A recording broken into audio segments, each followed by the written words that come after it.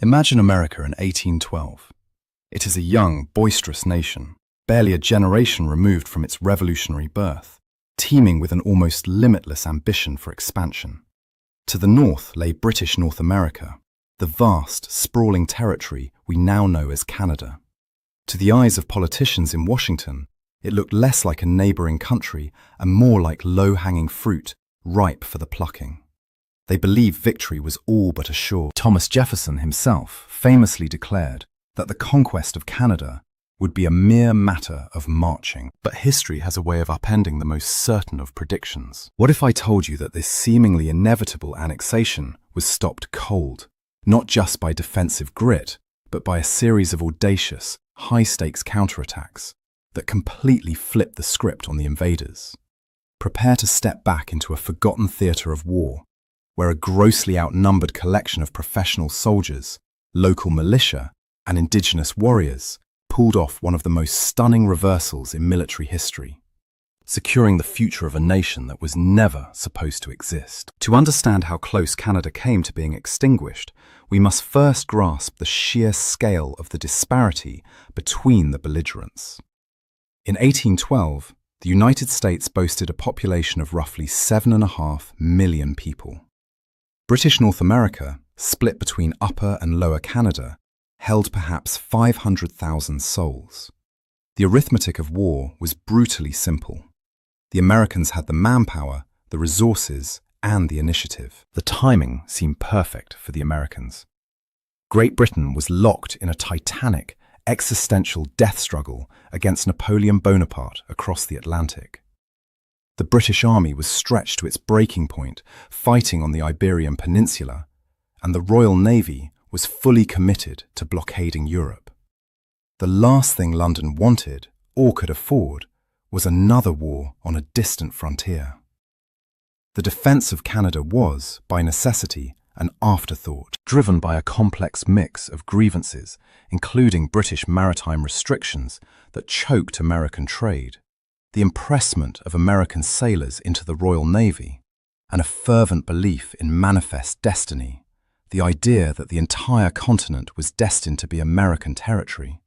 President James Madison signed the declaration of war in June 1812. The American grand strategy was fundamentally sound on paper. They planned a three-pronged invasion designed to slice through the lengthy, undefended border. One army would strike in the west from Detroit, another would cross the Niagara River in the center, and a third would push up the Lake Champlain corridor toward Montreal in the east, aiming to sever the crucial St. Lawrence River lifeline that connected the interior to the Atlantic. The prevailing assumption in Washington was that the diverse population of Canada would welcome the American army with open arms. They believed the French Canadians in Lower Canada, conquered by Britain only 50 years prior, chafed under British rule. They also assumed the many recent American immigrants who had settled in Upper Canada for cheap land would instinctively side with their former countrymen. The invasion was billed not as a conquest, but as a liberation. This supreme overconfidence manifested immediately. In July 1812, American Brigadier General William Hull led his army across the Detroit River into Canadian territory, marking the first major act of the war. Hull, an aging veteran of the Revolution, immediately issued a pompous proclamation to the inhabitants of Canada. He promised them peace, liberty, and security if they remained neutral, but threatened a war of extermination should they dare to fight alongside the British savages, referring to the indigenous peoples. It was a moment of supreme hubris. The American Colossus had stepped over the line, expecting immediate capitulation. Instead, they found a very different reality waiting in the woods and along the waterways of the northern frontier. The mere matter of marching was about to become a desperate fight for survival. To understand why the American invasion stalled so spectacularly, we have to look closely at who was actually standing in their way. The defense of this massive border fell primarily to a terrifyingly small number of men. In all of Upper and Lower Canada, there were fewer than 6,000 British regulars. These were the men of the 41st and 49th Regiments of Foot, Career soldiers who wore the king's red coat not as a costume, but as a statement of professional intent. While the American forces were often composed of hastily raised militia, farmers and shopkeepers with little training and often even less discipline, the British regulars were a different breed entirely. Hardened by drill and discipline, they were the steel spine of the defence. They operated with a mechanical precision that unnerved their opponents. But 6,000 men scattered across 1,000 miles of wilderness is a pitifully thin line. They could not be everywhere at once. They needed to move, and they needed to move fast. This is where the geography of the war becomes a character in its own right. Before the era of railroads or reliable highways, the only way to move armies and heavy cannons through the dense Canadian forests was by water. Control of the Great Lakes was not just an advantage, it was a necessity. In 1812, the British Provincial Marine, a small, cobbled-together naval force, held a tenuous mastery over these waters. This allowed the British to shift their meagre forces rapidly from one crisis point to another, often arriving days or weeks before the Americans expected them. But resources and geography mean nothing without leadership. And here, the British possessed a weapon the Americans had severely underestimated: Major General Isaac Brock. Brock was a man of immense energy and charisma, a career officer who found himself in command of Upper Canada just as the storm broke. His superior, the Governor-General George Prevost, was a cautious administrator who ordered a strictly defensive strategy. He wanted to preserve troops and avoid provoking the Americans further. Brock, however, understood something crucial about the psychology of this war. He knew that a passive defense would look like weakness to the wavering Canadian population and, more importantly, to the indigenous nations whose support was vital. Brock decided to ignore his orders. He chose to attack. His first move was to secure an alliance that would terrify the American command. He met with Tecumseh, the visionary Shawnee leader, who was attempting to unite the indigenous tribes into a great confederacy to stop American expansion. The two men, coming from vastly different worlds, recognized in each other a kindred warrior spirit. Tecumseh reportedly said of Brock, "This is a man." Together, they hatched a daring plan to strike at General Hull's army at Detroit. The campaign for Detroit in August 1812 is a masterclass in psychological warfare. Brock arrived with a small force of regulars and militia, vastly outnumbered by Hull's entrenched army inside the fort. But Brock and Tecumseh knew their enemy. They knew General Hull was terrified of indigenous warfare and prone to panic. Brock orchestrated a theatre of deception. He instructed his local militia to don the cast-off uniforms of British regulars, making his force of professional soldiers appear twice as large as it actually was. He had his troops march in continuous loops through a clearing visible from the American fort, the same men appearing again and again, creating the illusion of a ceaseless column of thousands arriving for the siege. Then came the psychological blow. Tecumseh's warriors flitted through the woods, their war cries piercing the air, while Brock sent a letter to Hull demanding surrender. In it, he wrote with chilling calculation that while he could control his British troops, he could not be responsible for the actions of his indigenous allies once the battle began. The bluff worked perfectly. Terrified by the prospect of a massacre and convinced he was facing an overwhelming force, General Hull completely collapsed.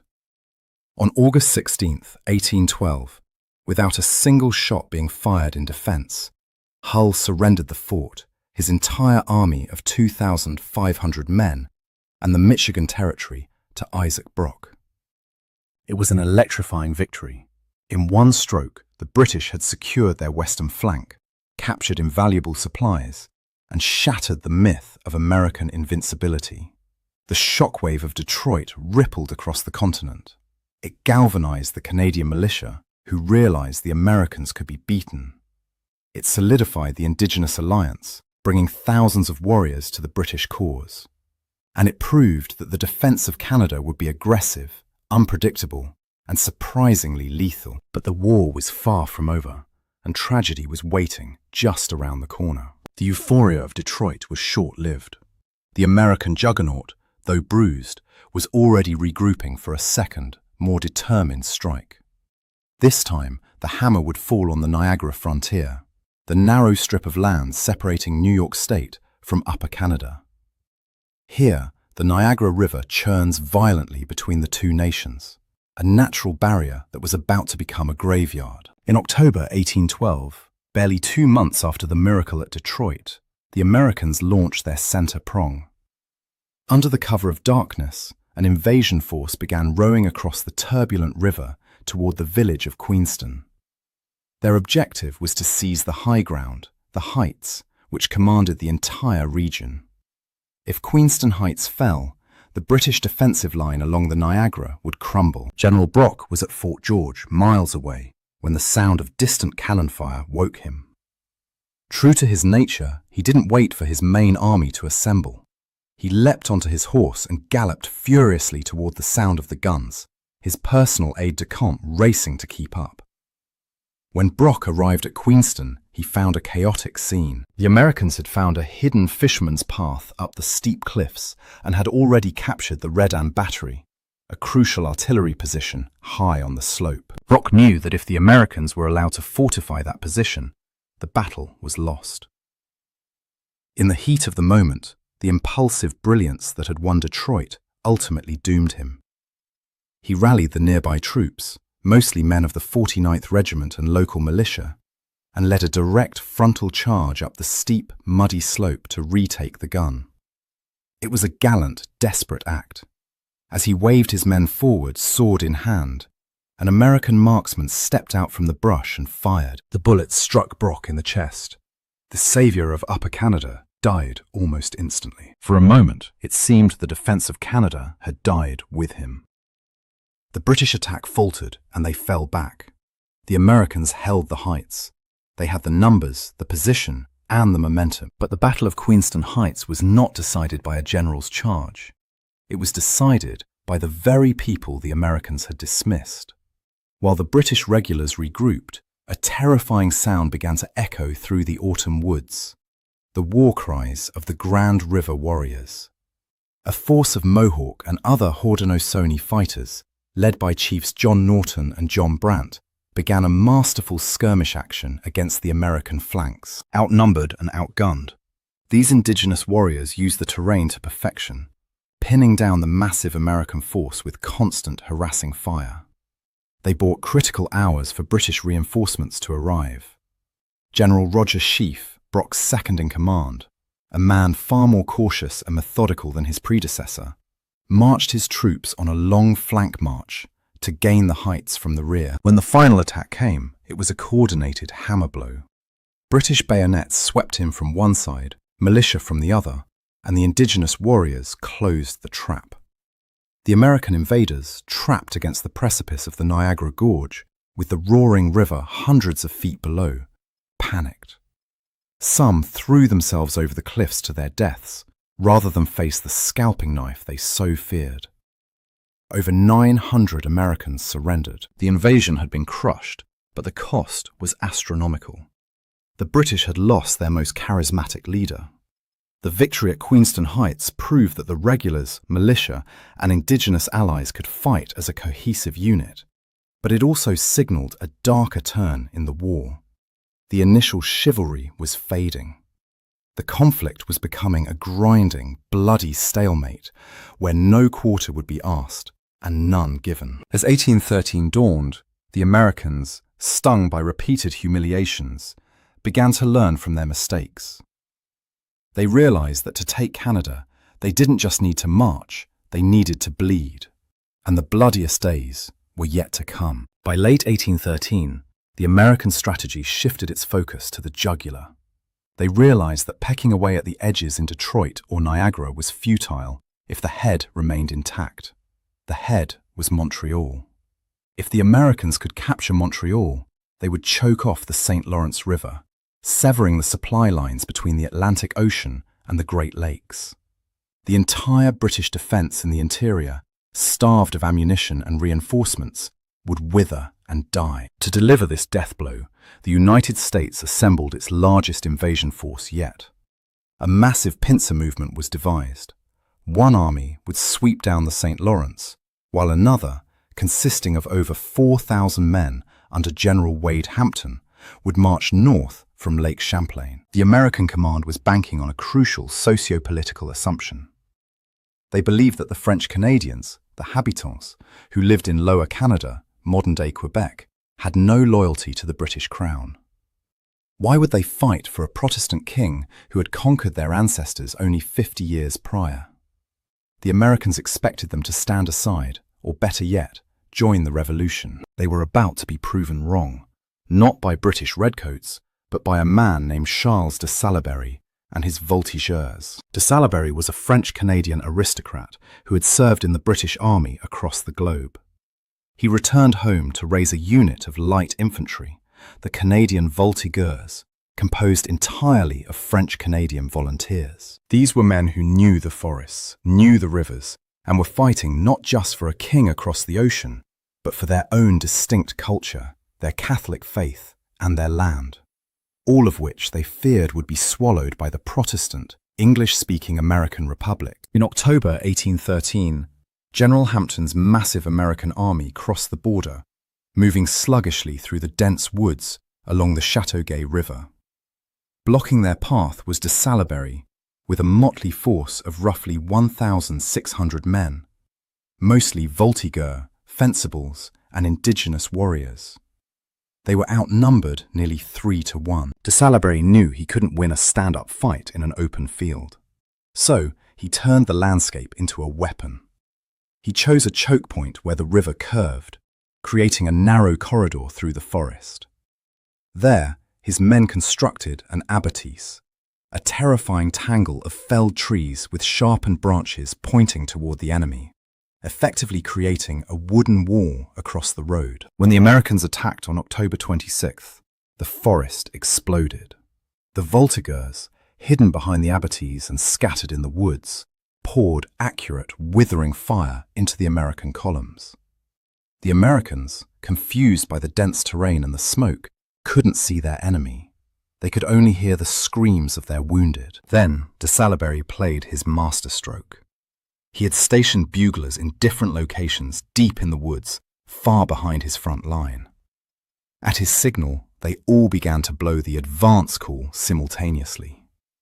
The piercing notes echoed off the trees from all directions, creating an auditory hallucination. To the terrified American troops, it sounded as if thousands of British reinforcements were swarming out of the wilderness to surround them. Panic set in. General Hampton, convinced he was facing a massive army rather than a small band of militia, ordered a full retreat. The Phantom Army had won. The Battle of Chateauguay was a stunning victory that didn't just save Montreal, it shattered the American assumption that Canada was a house divided. The French Canadians had stepped onto the stage of history, proving that the defense of the North was a truly national effort. But while the land was being held by ruse and resilience, the war was taking a terrifying turn on the water, where there were no trees to hide behind. To understand the precarious survival of Canada, you have to look away from the battlefields and toward the vast inland seas of the Great Lakes. In the early 19th century, there were no roads capable of sustaining an army. The dense wilderness was an impassable barrier for heavy cannon and supply wagons. The only true highways were the water. Whoever controlled Lake Erie and Lake Ontario controlled the war. If the British lost the lakes, their armies in the west would starve, and their indigenous alliances would crumble. What followed was one of the most frantic and surreal arms races in history. In remote backwaters like Kingston and Sackett's Harbour, shipwrights waged a war of sawdust and iron. Both sides worked through the brutal Canadian winters, frantically chopping down green timber to build massive warships. It was a contest of speed. Whichever side could launch a bigger ship with more guns first would dominate the season. For the first year of the war, the British Provincial Marine held the edge. But the Americans, with their superior industrial base, began to catch up. In September 1813, the crisis reached a breaking point on Lake Erie. The American Commodore Oliver Hazard Perry constructed a fleet seemingly out of thin air and challenged the British squadron. The resulting Battle of Lake Erie was a catastrophe for the British. In a brutal, close-range pounding match, the entire British squadron was captured. Perry famously reported, "We have met the enemy, and they are ours." The consequences were immediate and devastating. With the lake lost, the British supply line to the west was severed. The army defending Detroit was forced to retreat, abandoning the territory Isaac Brock had won a year earlier. This retreat led directly to the tragedy of the Battle of the Thames, where the British army was run down and defeated. In the chaos, the great Tecumseh, the architect of the Indigenous Confederacy, was killed. His dream of a united indigenous state died with him, and the western flank of the British defence collapsed completely. However, the war was not lost, because the heart still beat. While disaster unfolded in the west, the British maintained a white-knuckled grip on Lake Ontario and, crucially, the St. Lawrence River. This was the carotid artery of the empire. Through this river, a steady stream of supplies, gunpowder, and, eventually, reinforcements from Britain continued to flow. The naval war on Lake Ontario became a bizarre dance of giants. The opposing commanders, Sir James Yeo and Isaac Chauncey, engaged in a cautious game of cat and mouse, building larger and larger ships, some eventually rivaling Nelson's HMS Victory in size, yet rarely engaging in decisive combat. They both knew that to lose their fleet was to lose the war instantly.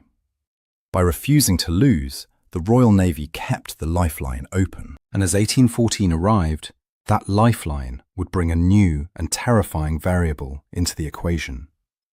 Napoleon was defeated in Europe. The British Empire could finally turn its full, undivided attention to the annoying little war in North America.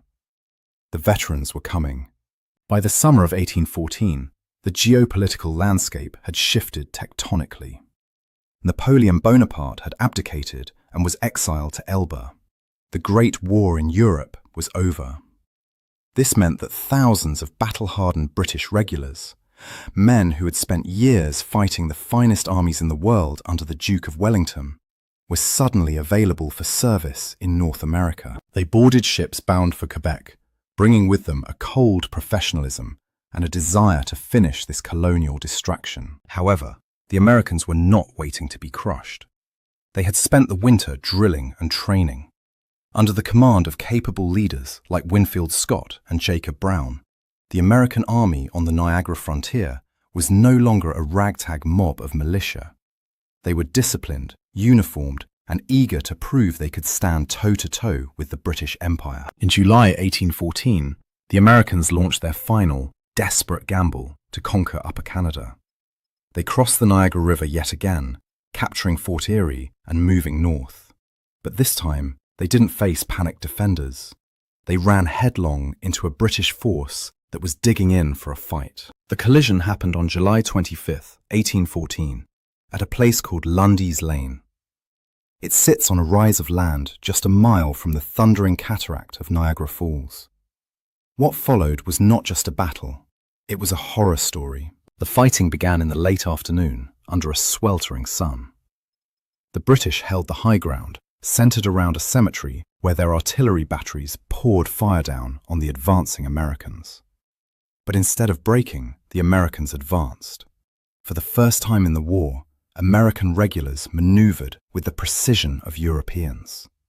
They charged the British guns, capturing the Hilltop Battery in a shocking display of grit. As the sun set, the battlefield plunged into darkness, but the killing didn't stop. Lundy's Lane became a soldier's battle, a confused, chaotic brawl fought at point-blank range in the pitch black. The only illumination came from the muzzle flashes of muskets and the explosion of artillery shells. The noise was apocalyptic. The roar of musketry was constant, but underneath it all was the ceaseless, low-frequency rumble of Niagara Falls, vibrating through the ground and the bodies of the men. Smoke hung heavy in the humid air, choking the combatants until they could barely breathe. Confusion reigned supreme. In the darkness, units became intermingled. British officers accidentally shouted orders to American troops. American platoons stumbled into lines of British bayonets. It was a slaughterhouse. Men fired at shapes in the gloom, often killing their own comrades. The British counterattacked again and again to retake their guns, clashing bayonet against bayonet over the graves of the cemetery. The fighting continued until midnight, an almost unheard-of duration for the era.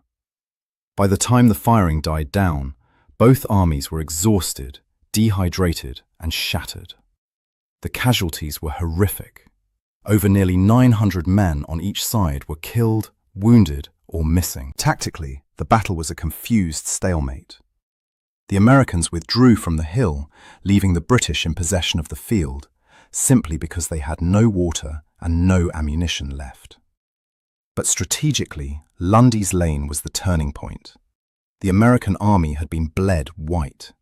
They had thrown their best punch with their best troops, and the British line had bent, but it had not broken. Broken and demoralized, the American invasion force retreated back to the stone walls of Fort Erie.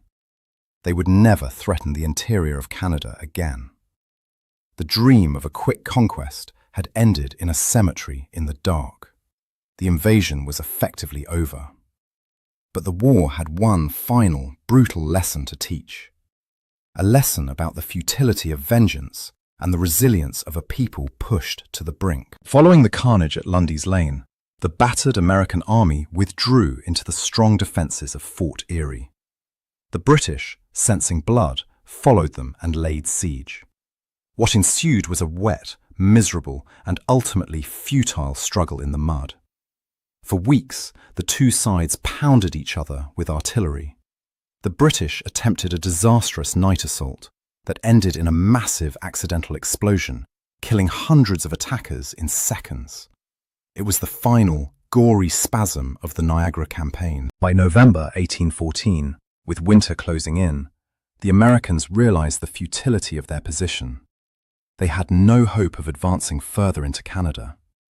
In a final act of defiance, they blew up Fort Erie, destroyed the fortifications, and crossed the river back to American soil. The last American boot had left Canadian ground. The invasion was officially defeated. But while the guns fell silent on the northern frontier, the war had mutated into something else entirely. The British, now fully unleashed from the Napoleonic Wars, were no longer just defending, they were punishing. In August 1814, a British expeditionary force burned the White House and the Capitol in Washington, D.C., a direct retaliation for the American burning of the Parliament buildings in York, modern-day Toronto, earlier in the war. The message was clear. The young republic was vulnerable, and the cost of their aggression was coming home. Yet, despite these dramatic raids, the war had reached a stalemate. The British public, exhausted by decades of war with France, had no appetite for a prolonged conquest of America. The American economy was in ruins due to the British naval blockade. Both sides wanted out. On Christmas Eve, 1814, in the neutral city of Ghent, Belgium, British and American diplomats signed a peace treaty. The terms were remarkably simple. Status quo ante bellum, the state of things as they were before the war. On paper, it looked as if the war had been a complete waste of time. No borders changed, not a single inch of land was exchanged. The maritime rights and impressment issues that supposedly started the war were barely mentioned, as they were no longer relevant with Napoleon defeated. But there was one group for whom the war was not a draw. It was a catastrophic defeat. Throughout the conflict, the British had promised their indigenous allies, the Shawnee, the Mohawk, the Odawa, and many others, that they would not sign a peace treaty without securing an independent indigenous buffer state in the Northwest Territory. This state was meant to be a permanent barrier against American expansion, a homeland where the First Nations could live sovereign and free. It was the dream Tecumseh had died for. During the negotiations at Ghent, the British diplomats initially held firm to this demand. But the Americans were immovable. They refused to cede sovereign territory. Weary of war and unwilling to derail the peace process, the British ultimately capitulated. They abandoned the demand. When the treaty was signed, the indigenous nations were left out in the cold. The British, their fathers and allies, had effectively washed their hands of the Northwest. Without British military support, the tribes could not hold back the tide of American settlers. The border became a hard line, cutting through traditional indigenous territories. The alliance that had saved Canada in its darkest hour was dissolved with a stroke of a pen in a European palace. For the Americans, the war became a second war of independence, celebrated for victories like the Battle of New Orleans, fought tragically after the peace treaty was signed. For the British, it was a forgotten skirmish, a footnote to the Napoleonic saga. But for the people of British North America, the war was everything. They had faced a colossus and survived. They had seen their farms burned and their friends killed, but they had not been conquered. As the smoke cleared, the residents of Upper and Lower Canada looked at each other and realized something profound. They were not Americans. They were not just displaced Britons. They were something else. Something new was beginning to take shape in the northern snows. A national identity forged in the fire of defence. In the years that followed the War of 1812, a comfortable myth began to take root in the Canadian consciousness. It was a story told around hearths and in schoolrooms, a narrative that would define the nascent nation for a century. It was called the militia myth. The story went that the invasion was repelled not by the professional soldiers of the British Empire, but by the pluck and determination of the common Canadian farmer, the citizen soldier who grabbed his musket from above the mantle to defend his home against the foreign aggressor. While romantic, this was only half the truth.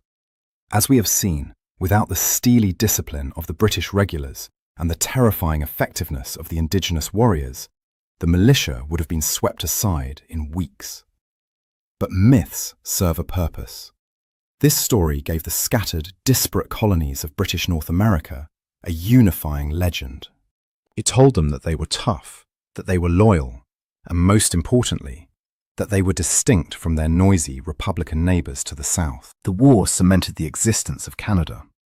Before 1812, it was entirely possible, perhaps even probable, that the colonies would have eventually drifted into the American orbit through simple economic and cultural gravity. The invasion changed that trajectory forever. It drew a line in the sand, or rather, a line through the Great Lakes and the 49th parallel that became indelible. The violence of the war forced the inhabitants to choose a side, and in choosing to fight, they chose to be Canadian. This unity was not just between the colonies, but within them. The war saw English-speaking loyalists fighting alongside French-speaking voltigeurs. At the Battle of Châteauguay, French Canadians proved definitively that they were not merely conquered subjects of the British Crown, but active defenders of their own land. It was the first time that the two solitudes of Canada, English and French, bled together for a common cause. It was an imperfect union, fraught with future tensions, but it was a start. The tragedy, of course, lies in those who were written out of the story. For decades, the crucial contributions of Tecumseh and the indigenous nations were marginalized, treated as a colorful footnote rather than the strategic keystone they were. It is only now, centuries later, that we are fully reckoning with the debt Canada owes to the First Nations, a debt paid in blood and betrayal. Today, the border between Canada and the United States is the longest undefended border in the world. It is a testament to 2 centuries of peace and friendship. But if you walk the quiet fields of Queenston Heights, or stand on the banks of the Châteauguay River, or look out over the misty waters of Lundy's Lane, you can still feel the echoes of that desperate struggle. You can imagine the redcoats standing shoulder to shoulder in the gloom. You can hear the war cries in the woods and the roar of the cannons shaking the earth. You can see the shadow of Isaac Brock charging up the hill, and Tecumseh vanishing into the trees. The Americans came to conquer a colony. Instead, they inadvertently forged a nation. The mere matter of marching turned out to be the crucible in which the soul of Canada was cast. And that, perhaps, is the greatest irony of the War of 1812. By trying to erase the border, the United States ensured that it would last forever. If you enjoyed this deep dive into the forgotten battles that saved Canada, please hit that like button. It really helps the channel. What do you think was the most pivotal moment of the war? Was it Brock's bluff at Detroit, or the stand at Lundy's Lane?